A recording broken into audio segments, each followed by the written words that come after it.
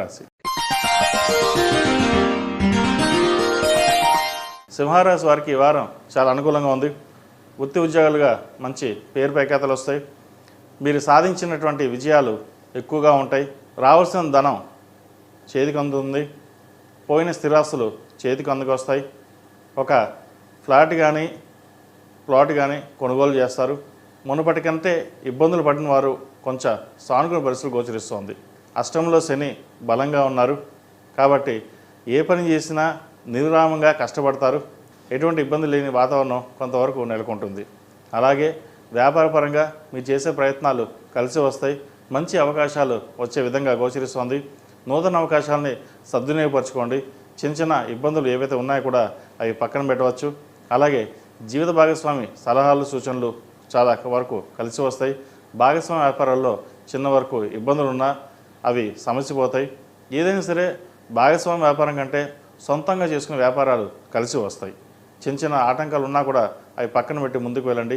ఆరోగ్యపరంగా కూడా ఈ వారం కొంతవరకు బాగుంటుందని చెప్పచ్చు. అయితే కంటికి సంబంధించిన ఇబ్బందులు అనేవి ఏర్పడతాయి. వాటి విషయంలో కొన్ని జాగ్రత్తలు తీసుకోండి. అలాగే శుభకార్యాల విషయంలో ఒక కొలిక్కి వస్తారు. సంతానానికి మంచి సంబంధం కుదురుతుంది.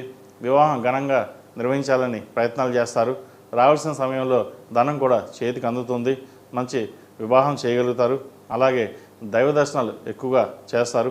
జన్మరాశిలో కేతు సంచారం వల్ల అధికమైన జ్ఞానాన్ని, ప్రతి ఒక్క విషయాన్ని క్షుణ్ణంగా పరిశీలించుకున్నాకే ముందుకు వెళ్దాం అని ఆలోచిస్తారు.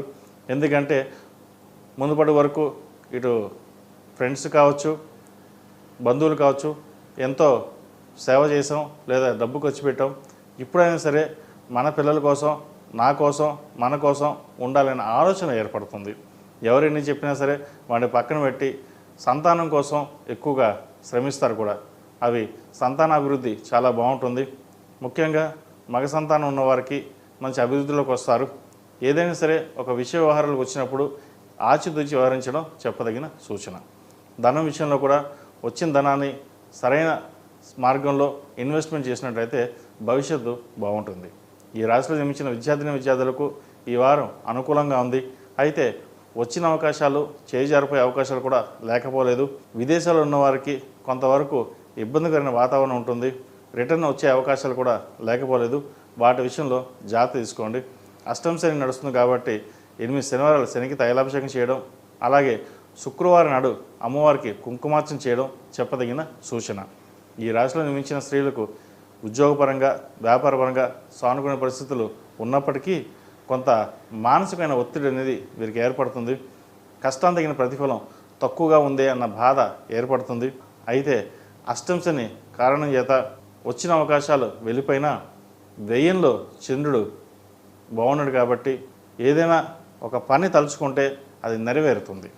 మన సంకల్ప సిద్ధిస్తున్నట్టు మీరు ఏదైనా ఒక కోరికను కోరుకుంటే ఆ పరమేశ్వరుడు అనుగ్రహించి మీ కోరిక నెరవేర్చే విధంగా గోచరిస్తుంది. ఏదైనా సరే చిన్న చిన్న ఇబ్బందులు ఉన్నా కూడా వాటి తొలగిపోయే అవకాశం ఎక్కువగా గోచరిస్తోంది. ప్రతిరోజు ప్రతినిత్యం దుర్గా స్తోత్రాన్ని పఠించండి. మంచి ఫలితాలు సంప్రాప్తిస్తాయి. ఈ రాశిలో మించిన వారికి కలిసి వచ్చే సంఖ్య 6, కలిసి వచ్చే రంగు తెలుపు. ఏదైనా పని మీద బయటకు వెళ్ళేటప్పుడు సోమవారం కానీ శుక్రవారం అడగని వెళ్ళండి. మంచి ఫలితాలు సంప్రాప్తిస్తాయి. తదుపరి కన్యా రాశి.